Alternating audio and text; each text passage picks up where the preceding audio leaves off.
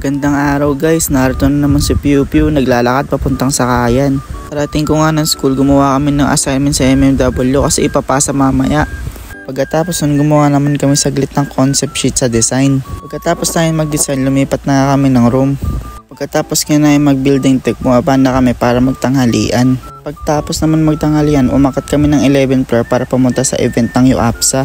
Kaso natigil yung kasiyahan kasi magkakaroon daw ng grade consultation sa MMW. Kaso tinanong nga muna naman yung prof namin kung may pasok o wala kasi nga may event. Nag-reporting nga muna pala kami, hindi pa nagre-report kasi lagi natatamaan ng suspension. Parang situation lang na walang kinalaman yung numbers. Nagpa-video nga pala ako kay Cha dito kaya puro mukha ni Riley. Pagkatapos nga na mag-report, ito naman yung group nila Rafael kasi sila rin yung hindi pa nakakapag-report. Ito naman yung itsura ng mga klase ko habang nakikinig sa report nila. Bumalik nga muna pala ako ng event sa UAPSA para mag-picture doon. Pagkatapos nga mag-awarding, ito nga nagkaroon ng group photo. Pagkatapos nga ng event, baba muna kami sa studio para pagplanuhan ko sa kami gagawa ng skilled model bukas. Ayun lang, hanggang dito na lang guys. Maraming salamat sa panonood. Piu Piu out! Piu Piu!